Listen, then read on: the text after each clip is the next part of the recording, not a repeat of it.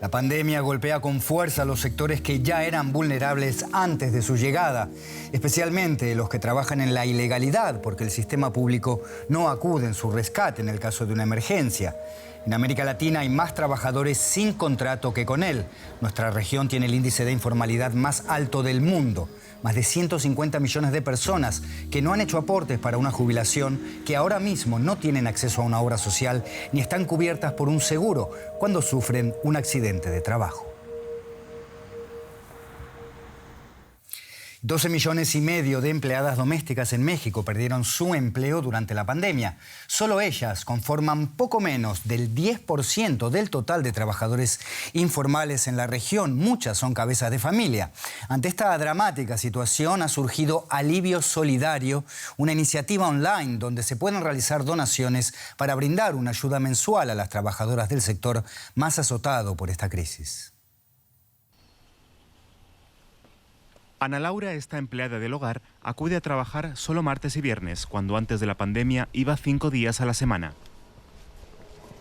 Por temor al contagio, su empleadora redujo sus jornadas y con ello su salario, que no le alcanza ni para mantenerse ni para inscribirse al Seguro Social. Y pues sí, no es lo mismo ganar 6,000, 7,000 pesos al mes que ganar la mitad.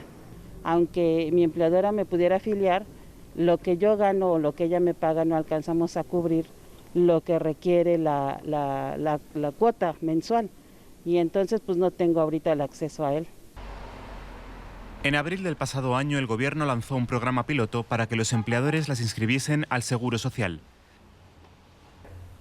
Tan solo se afiliaron unas 23.000 de las 2,4 millones de trabajadoras del hogar del país. Aunque el representante del IMSS, Gerardo Magaña, valora que la afiliación ha sido cuantitativa y no ha decaído durante la contingencia. En el caso de las personas trabajadoras del hogar es la primera vez que se les otorga un apoyo, un crédito dirigido a este sector. Nos hubiera gustado que las 23,000 trabajadoras del hogar accedieran a los créditos. Al final del día solo accedieron un poco más de 4,000. Sin opción al seguro, tampoco tuvieron acceso a las ayudas gubernamentales frente a la emergencia ni para reclamar sus derechos ante despidos improcedentes. La CEPAL estima que 7 de cada 10 de las 18 millones de trabajadoras domésticas en Latinoamérica fueron despedidas durante la pandemia. Ante este impacto, la activista Marcelina Bautista junto a empresarios lanzó Alivio Solidario, una web de donaciones para dar una ayuda a estas trabajadoras. Ya no pueden regresar al trabajo porque o ya no la reciben o ya las despiden, las hacen firmar documentos que ellas están renunciando voluntariamente, cosa que no es así. Sí ha hecho falta política pública más fuertes que se dirijan a los empleadores obligando. Para proteger al sector más azotado por esta crisis y el principal sustento económico de 1/3 de las familias mexicanas. Un 74% de las trabajadoras del hogar en México cobra menos de 2 salarios mínimos, menos de $330 mensuales. Reducir este ingreso ante la pandemia las expone a ellas y a sus familias a caer en la pobreza extrema. Naciones Unidas sigue muy de cerca el deterioro de los derechos humanos en la región a raíz de la pandemia y concretamente en nuestra región lo hace el señor Jan Yarab, representante para América del Sur de la Oficina de la Alta Comisionada de la ONU para los Derechos Humanos. Señor Yarab, muchas gracias por atendernos. Cuéntenos para empezar, ¿qué consejos le daría a su organismo a una mujer que ha perdido su empleo informal y que está ahora mismo fuera del sistema en un momento de tanto riesgo? Buenos días.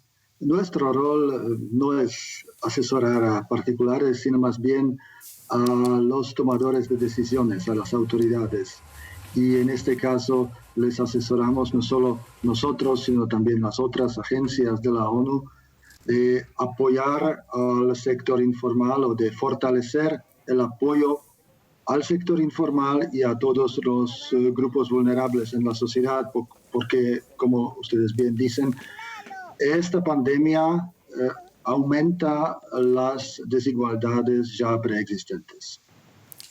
Otro flanco que se ha abierto, señor Yará, para las mujeres es el de la violencia doméstica. Su oficina ha identificado en el mundo y particularmente en nuestra región un aumento de las agresiones contra mujeres y niñas dentro del propio hogar. ¿Qué nos puede decir sobre este asunto? Es un tema muy grave porque muchas mujeres están en una situación muy preocupante.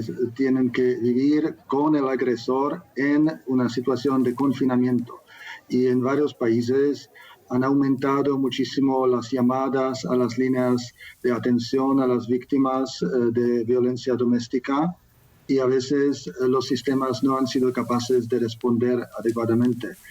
Por eso la oficina ha hecho un guía para mujeres en la situación de COVID, en el cual también se destaca que los países tienen que identificar los servicios para las mujeres víctimas de violencia doméstica como prioritarios, como algo esencial, y deben de también facilitar el acceso a la ayuda. Por ejemplo, algunos países han creado nuevos métodos como pueden buscar las mujeres ayuda, por ejemplo, en farmacias o a través de un chat. Señor Jan Yarab, muchas gracias por estas informaciones. Se nos ha acabado el tiempo.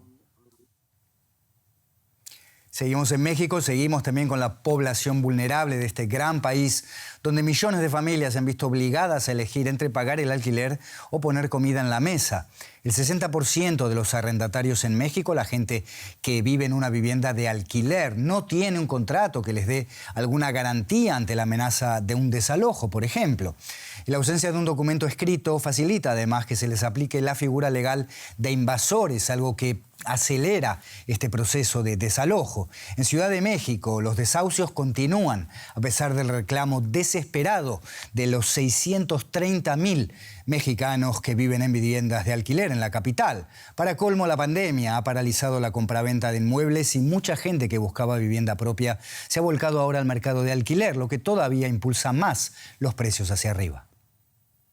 Debido a la crisis por el COVID-19, este diseñador de moda, Gamaliel, no ha podido pagar su renta desde abril.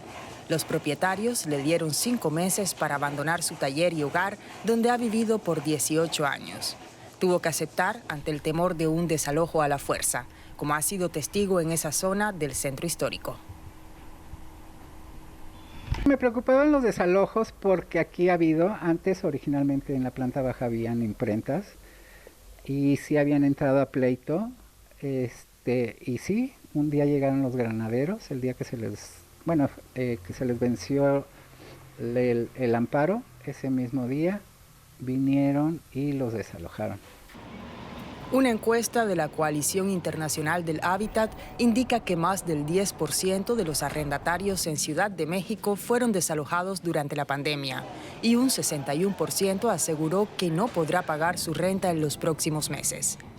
La plataforma vecinal encabezada por Sergio propuso una ley inquilinaria para prohibir los desalojos durante la pandemia y favorecer una mediación equilibrada.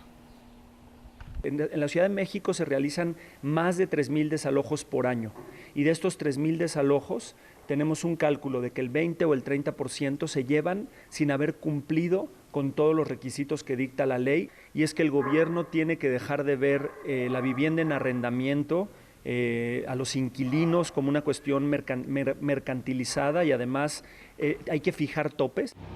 Ante la pandemia, el gobierno federal ha promovido alternativas dirigidas a la compraventa o al subsidio para la construcción, pero sin atender al 15% de hogares mexicanos bajo arrendamiento, unos 2,5 millones. El gobierno de la capital estudia una reforma para prohibir los desalojos en los casos en que no haya contrato, pero tampoco ha tomado acciones concretas para la protección de los inquilinos, como reconoce el responsable de desarrollo urbano. Los apoyos que está dando más bien son apoyos monetarios que la gente puede utilizar para pagar la renta, pero no hay una medida directamente de apoyo a renta para este caso, ¿no? Entonces, yo creo que sí hay un trabajo muy serio que hacer en términos de una nueva ley inquilinaria, donde se maneje de manera equilibrada los derechos de cada quien, ¿no? Un derecho a la vivienda aún más en jaque ante la crisis por el COVID. Antes de irnos, les contamos que majestuosas ballenas jorobadas están retosando ahora mismo frente a la costa sur de Argentina, pero este año solo hay un puñado de personas en la costa observándolas porque la pandemia ha obligado a cancelar la temporada de avistamiento de estos magníficos animales. Al igual que en el resto de la Argentina, Puerto Pirámide, un famoso punto turístico de observación de ballenas, está cerrado desde el mes de marzo. Tiene 200 residentes que viven exclusivamente de los turistas que acuden para ver de cerca a las ballenas, ya sea en barco o desde la playa. Este año se están preparando para una auténtica catástrofe económica, a pesar de los créditos sin intereses que ha otorgado el gobierno argentino. No hay todavía vuelos nacionales ni internacionales, por lo menos no hay programados para los próximos 2 meses, así que está claro que los turistas van a tardar todavía un tiempo en regresar. Este fue nuestro especial COVID del día, pero hay mucho más en nuestras plataformas online. Déjenos ahí sus comentarios.